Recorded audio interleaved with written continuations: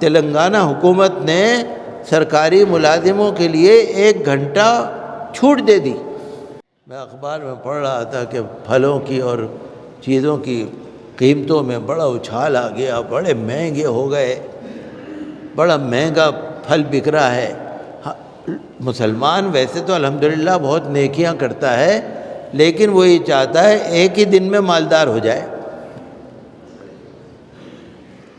ہر چیز انہوں نے سوچا کہ لوگ روزے میں افطار میں پھل خریدیں گے، پیسے بڑھا دو۔ اللہ تعالیٰ سب دیکھ رہا ہے۔ ابھی آج ہی کے اخبار میں نے پڑھا کہ برطانیہ،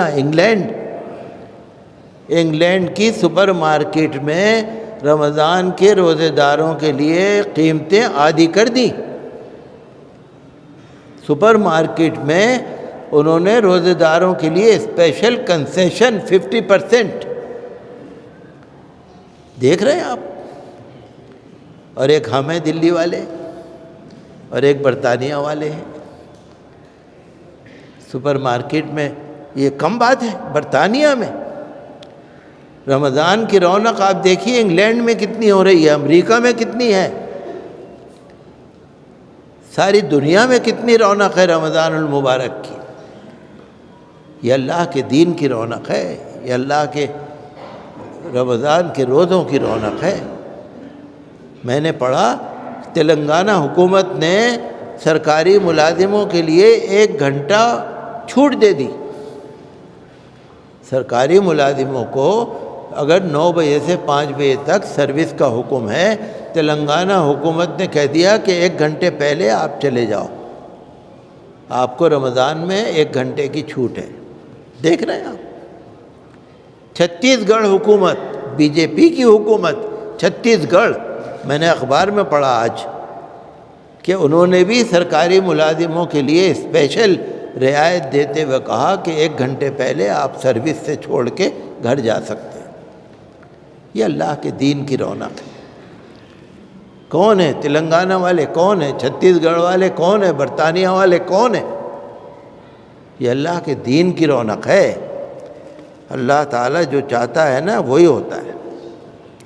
تو میرے بھائیوں، ہمیں روزے بھی رکھنے، تراویح بھی پڑھنی ہے، اور بوجھ نہیں بنانا۔ روزے کو بوجھ نہیں سمجھنا، تراویح کو بوجھ نہیں سمجھنا، قرآن کریم سننے کو بوجھ نہیں سمجھنا۔ دیکھیے فرشتے لکھ رہے ہیں، فرشتے آپ کی نیت لکھ رہے ہیں۔ اگر آپ کسمسا رہے ہیں اور بوجھ سمجھ رہے ہیں، وہ یہ بھی لکھ لیں گے کہ تراویح پڑھنے آتے تو تھے لیکن بڑے کسمساتے ہوئے آتے تھے، بڑے یہ بھی لکھ لیں گے بڑے شوق سے آتے تھے، ان کے دل میں قرآن کی کتنی محبت ہے۔ فرشتے تو سب لکھ لیں گے، انہیں تو سب پتہ ہے۔ تو یہ تراویح جو ہے اور روزہ جو ہے یہ پورے مہینے کا ہے۔ حضور صلی اللہ تعالیٰ علیہ وسلم نے فرمایا کہ ایک رات ایسی آئے گی کہ جس میں اللہ تبارک و تعالیٰ امت کو بخش دے گا، اس کو انعام دے گا۔ ایک رات ایسی آئے گی جس میں اللہ تعالیٰ بخش دے گا، امت کو انعام دے گا، طرح طرح کی رحمتیں برسائے گا۔ صحابہ کرام سے پوچھا کون ہے بتاؤ، کون سی رات ہے؟ صحابہ کرام نے عرض کیا یا رسول اللہ، ہمارے ماں باپ آپ پر قربان ہوں، شب قدر ہوگی؟ فرمایا نہیں، مزدور کو مزدوری جب ملتی ہے جب کام پورا کر دے۔ جب رمضان کا مہینہ ختم ہو جائے گا اور چاند عید کا نکل آئے گا، عید کی چاند رات والے دن رمضان کے جنہوں نے روزے رکھے ہوں گے، تراویح پڑھی ہوگی، ان کو اجر ملے گا۔ دیکھ رہے ہیں آپ، جنہوں نے روزے چھوڑ دیے ہوں گے، جنہوں نے تراویح چھوڑ دی ہوگی، جنہوں نے روزوں میں گھپلے کرے ہوں گے، جھوٹ، بازار میں جب آدمی بیٹھتا ہے نا جھوٹ بول ہی دیا جاتا ہے، گاہکوں سے جھوٹ بول دیا، لین دین میں جھوٹ بول دیا، کسی سے کچھ کہہ دیا، کچھ نہیں تو یہی کہہ دیں گے جب آپ دکان پہ جائیں گے، ارے بھائی مندہ بہت ہے، گاہک ہے ہی نہیں بازار میں۔ کسی بھی طرح کا جھوٹ ہو، لوگوں کی کاروباری لوگوں میں کاروباری کو میں نہیں کہہ رہا، خدا نہ کرے میں کسی کو برا نہیں کہہ رہا، ہم لوگوں میں عادت ہے بات بات پہ، چھوٹی چھوٹی باتوں میں جہاں جھوٹ کا موقع بھی نہ ہونا جھوٹ بول دیتے، روزے کی نورانیت ختم ہو جاتی۔ تو میرے بھائیوں، روزہ ہمیں جہنم سے بچاتا ہے۔ روزے کا حکم یہ ہے کہ اپنے ماتحت لوگوں کا، اپنے خادموں کا، نوکروں کا بوجھ کم کرو۔ جو ماتحت لوگوں کا بوجھ کم کرتا ہے، اللہ تبارک و تعالیٰ اسے جہنم سے آزاد بھی کر دیتا ہے، اس کی مغفرت بھی کرتا ہے۔ بوجھ کم کرنا، آپ کے ہاں جو کام والی ہے، کام والا ہے، نوکر ہیں، چاکر ہیں، کاریگر ہیں، نوکر ہیں، جو بھی ہیں، تو رمضان کے مہینے کو کس طریقے سے ہم خوش نصیبی اپنی بنائیں۔ صدقہ خیرات کریے، یہاں بہت مانگنے والے بیٹھے رہتے ہیں، ان کو دیجئے، لیکن زکوٰۃ نہیں دیجئے ان کو۔ کیا پتہ کون ہے، کیسے ہیں، ان کو لگتی ہے نہیں۔ ہاں، آپ کے جو جاننے والے ہیں، آپ کے کارخانے میں جو نوکر ہیں، چاکر ہیں، کاریگر ہیں، کام کرنے والے ہیں، آپ کے جو ہر وقت کے ساتھی ہیں، اگر غریب ہیں ان کو دیجئے، آپ دل کھول کے دیجئے، پڑوس میں، محلے میں، رشتہ داروں میں، ضرورت مندوں میں آپ دیجئے، تلاش کر کے دیجئے۔